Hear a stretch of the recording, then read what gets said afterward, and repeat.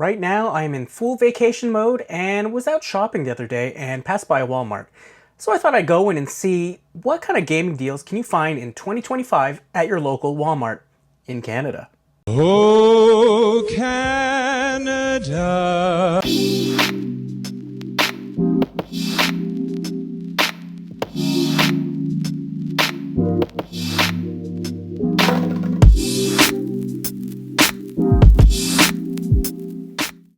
The first piece of gaming that we see when we walk into the Walmart here are these little smartwatches. The closest thing I found was like Pokemon, I saw Harry Potter, other IPs like that.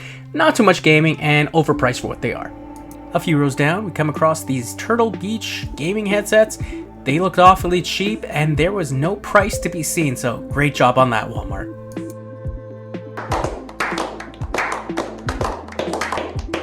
Finally, we come across something gaming and electronics section. This Mario Kart racing wheel from Hori. I've always wanted one, but I've never really had the space for this kind of accessory.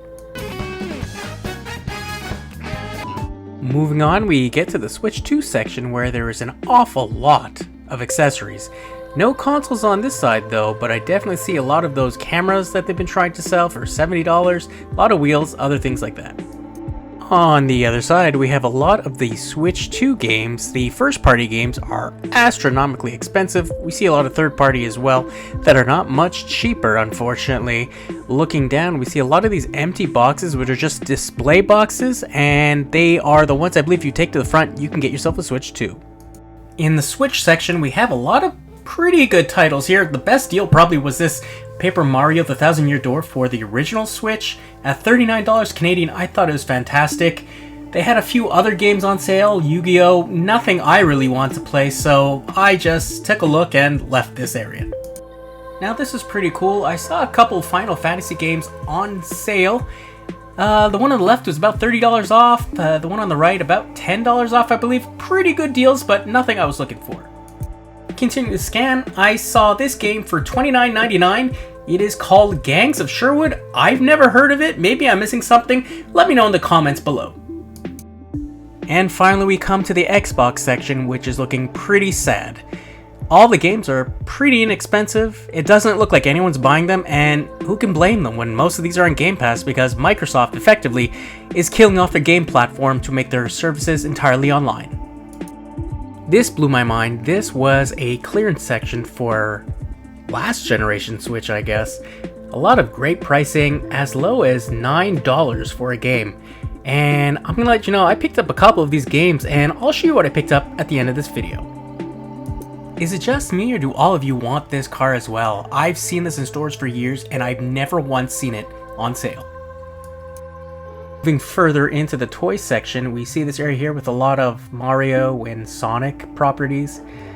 I wasn't sure what the prices were on most of this because it was very mixed around. I came across this Sonic head TV box thing. I wasn't sure what it was until I turned it to the side, and it had a lot of figures and little toys inside. Maybe that interests somebody. It definitely doesn't interest me.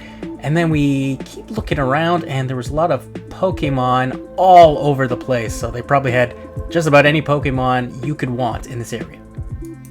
For all you Street Fighter fans out there, they had these little metal figures there, nano metal figs. I guess it's a blind box. You open one up and you see what you get and you hope for the best.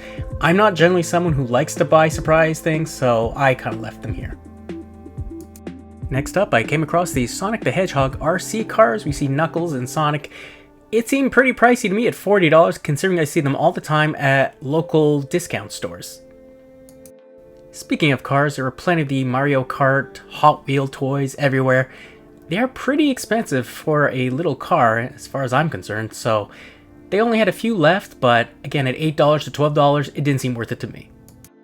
And right before I left to check out and purchase my items, I came across this Monopoly Pokemon Edition at $35.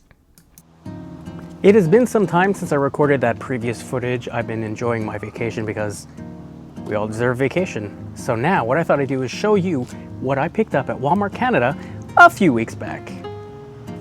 So to me, the best deals were on the Switch games. So that little end cap that you saw at the end of the video, those are actually really good deals for games that if you were looking for, a lot of them were 50, 60, 70, some were pretty much about 90% off. Now, I picked up 2 games, which are these 2 right here. The first game I have right here is Immortals Fenyx Rising. So I picked this up because, you know, honestly, I've seen it out for many years. I believe it came out pretty early on in the Switch's life cycle.